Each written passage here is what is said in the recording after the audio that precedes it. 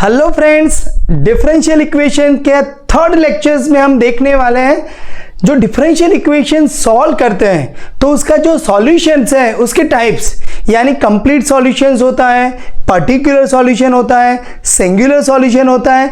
तो I doctor Mitesh J Patel, assistant professor in mathematics, आप सभी का आपकी अपनी यूट्यूब चैनल मितेश मैथ्स में स्वागत करता हूं। तो यहां पर शुरू करते हैं। कंप्लीट सॉल्यूशन किसे कहते हैं, पर्टिकुलर सॉल्यूशन किसे कहते हैं, सिंगुलर सॉल्यूशन किसे कहते हैं, किसका, डिफरेंशियल इक्वेशन का। तो कंसीडर यहां पर एक डिफरेंशियल इक्वेशन हमने लिखा हुआ है जिसके पास वेरिएबल x होगा, y होगा, dy by D x, d square y by D x square up to d to the power n y बाई डी एक्स का n power equals to 0 be a differential equation of order n, यानी अगर dy by D x present है तो उसका order 1, d square y by D x square present है तो order 2, D cube y by D x cube present है तो उसका ऑर्डर होगा 3. Then a solution of this equation is said to be a general solution if it involves n arbitrary constants. यानी अगर आपका जो डिफरेंशियल इक्वेशन है order 3 का है, 3 इंडिपेंडेंट वेरी आर्बिटरी कांस्टेंट्स है तो वो उसका क्या होगा, जनरल सॉल्यूशन हो जाएगा। मान लीजिए कि यहां पर दिया हुआ है एक differential equation y double dash plus y equals to 0, तो इसका ऑर्डर कितना है, 2 है। तो यहां पर मैंने एक लाइन लिखी y equals to a cos x plus b sin x।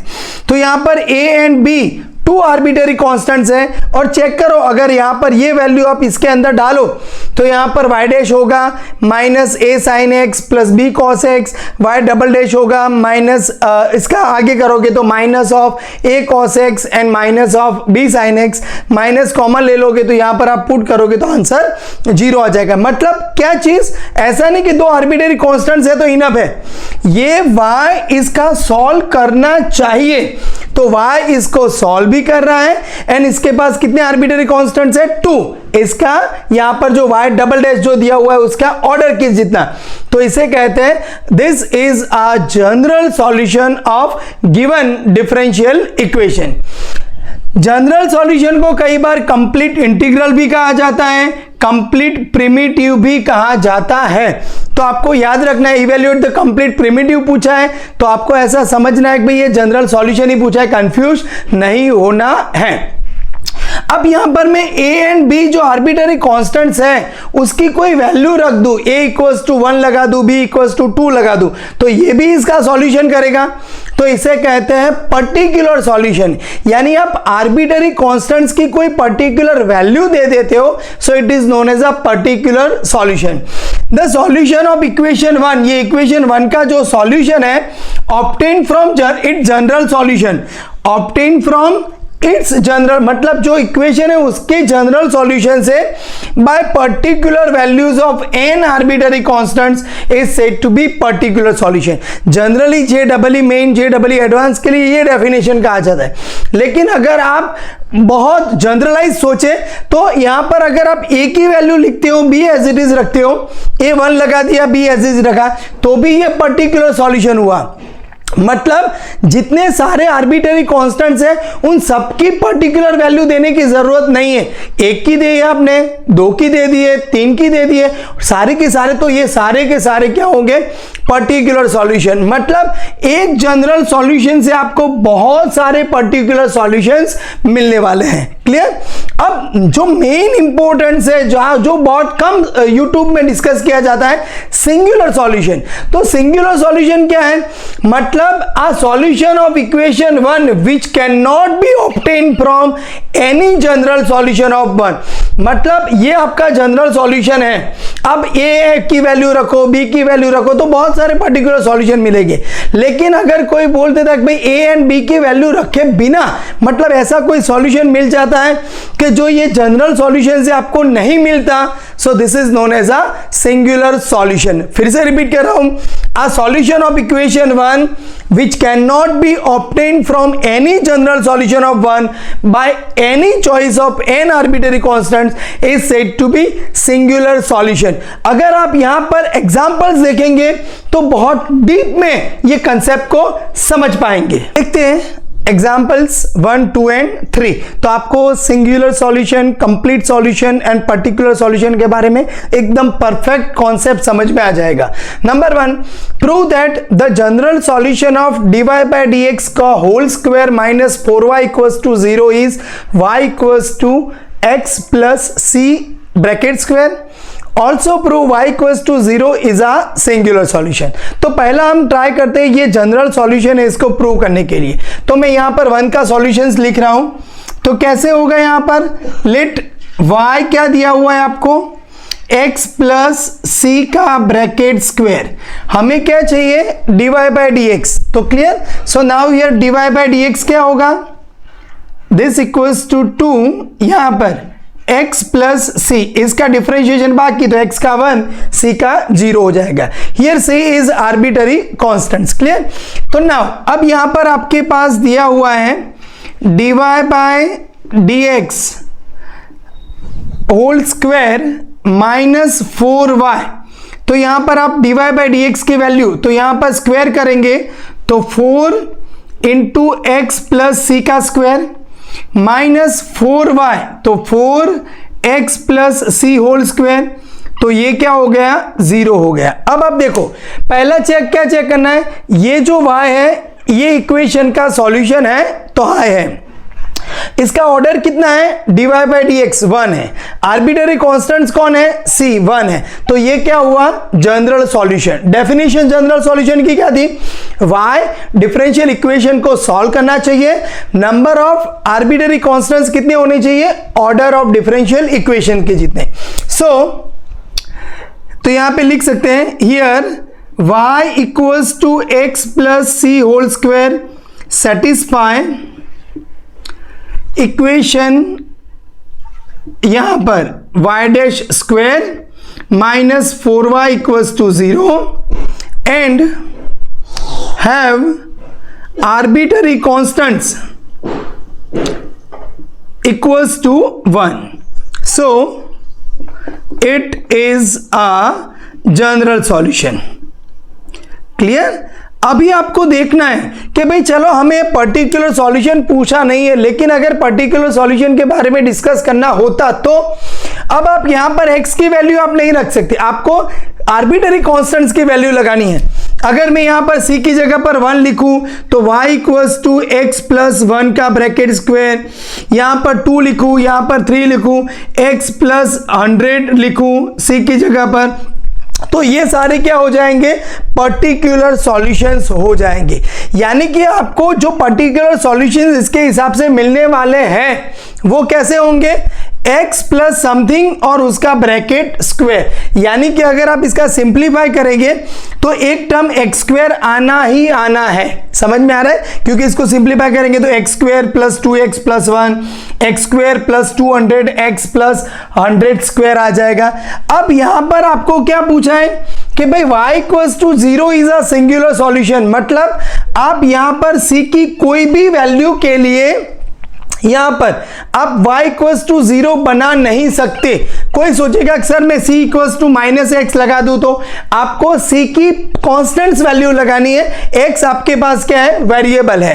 तो आप यहां पर चेक करो, now for y equals to 0, तो आप यहां पर देखो तो dy बाय dx भी क्या हो जाएगा, 0 हो जाएगा।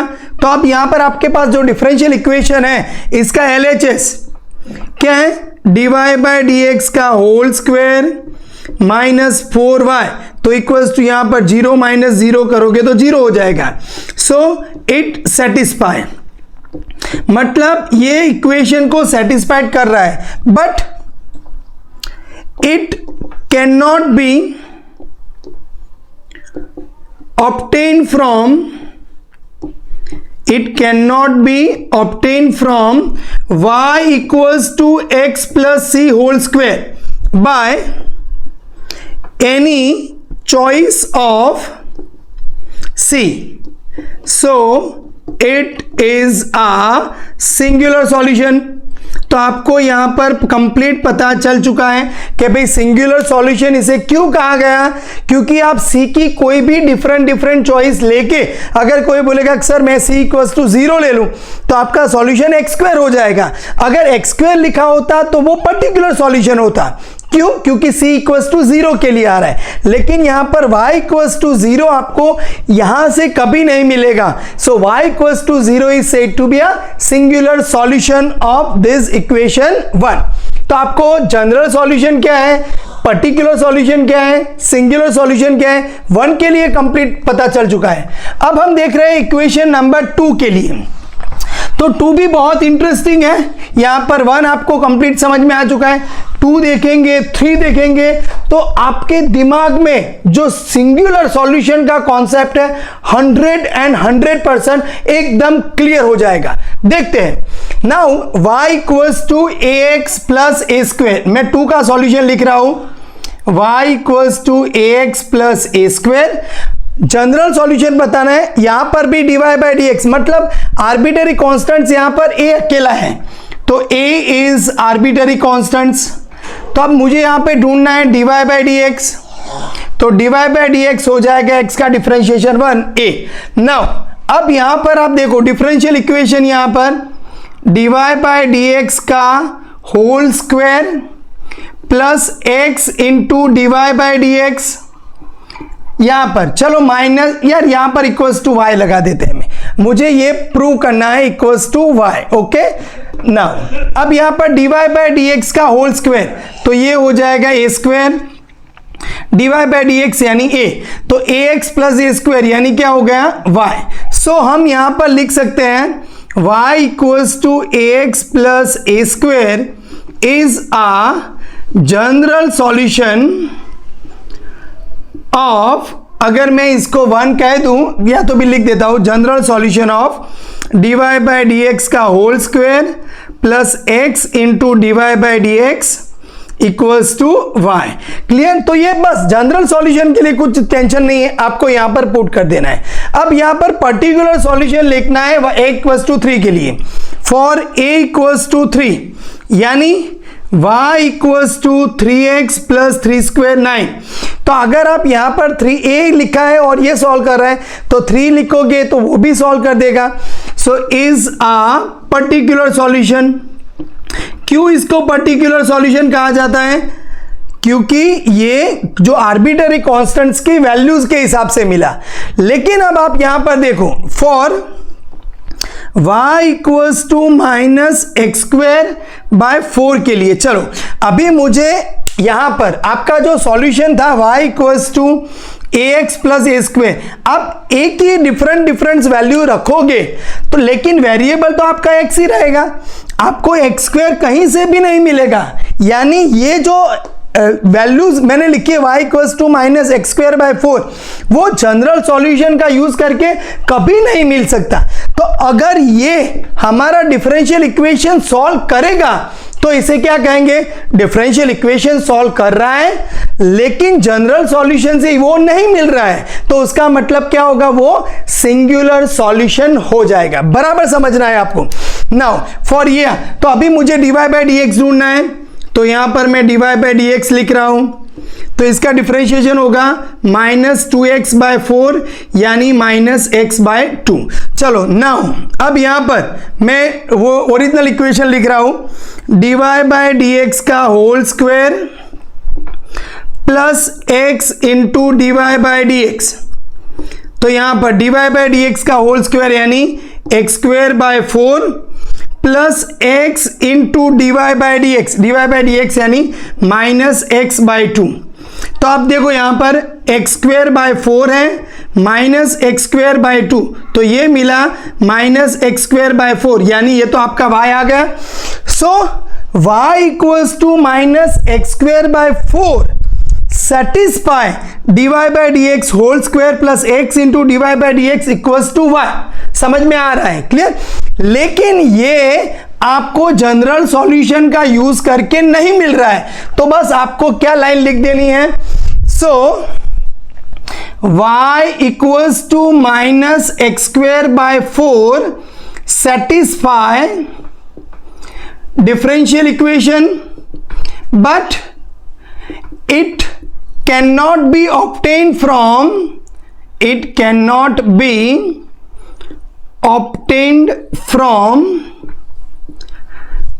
any values of a in y equals to ax plus a square. So y equals to minus x square by 4 is a singular solution. समझ में आ चुका है? क्लियर? अभी थर्ड एग्जांपल्स देखेंगे तो वो तो इन दोनों से बहुत इंटरेस्टिंग है और कहीं पे भी यह एग्जांपल्स आपको नहीं मिलेगा, ये हमने खुद प्रिपेयर किया हुआ है। चलो तो ये शुरू करते हैं। नंबर 3, एग्जाम्पल नंबर 3 बहुत ही इंटरेस्टिंग है। यहां पर हमें थोड़ा वेरिएबल सेपरेबल का यूज करके इसको सॉल्व करना है, फिर उसके बाद देखना है। Evaluate general solution of dy by dx equals to y square minus 4. उसका जनरल सॉल्यूशन हम ढूंढेंगे। What can you say about y equals to plus or minus 2? Now क्या दिया हुआ है आपके पास? नंबर 3 का solution dy by dx equals to y square minus 4। तो अभी मैं थोड़ा वेरिएबल सेपरेबल का यूज करके इसके बाद वाले लेक्चर्स में हम ये देखने वाले हैं, लेकिन ये आपको थोड़ा बहुत इंटरेस्टिंग है, समझ में आ जाएगा। मैंने क्या किया, y वाले टर्म्स एक साइड लेके आए, x वाले टर्म एक साइड लेके आए। अभी सॉल्यूशन ढूंढना है तो क्या करना पड़ेगा, इसका इंटीग्रेशन करना पड़ेगा। यहां पर इस dx हो जाएगा। तो अभी आप यहां पर देखो तो इसका इंटीग्रेशन क्या होगा, तो 1/2a यानी 2 into 2 log mod of y minus 2 upon y plus 2।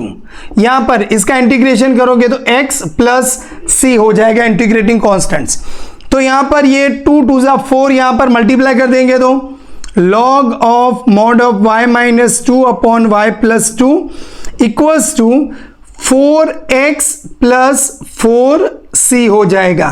अब यहां पर लॉग को राइट साइड में लेके जाएंगे तो e रेस टू हो जाएगा, वो पॉजिटिव है तो मॉड की जरूरत नहीं है हमें। y minus 2 upon y plus 2 equals to e to the power 4x plus 4c हो जाएगा। ओके, अब यहां पर आप देखो e to the power 4x into e to the power 4c, वो तो कांस्टेंट है तो उसका चलो मैं नाम दे देता हूं c1। तो यहां पे लिख रहे हैं हम c1 equals to e to the power 4c हो जाएगा। क्लियर?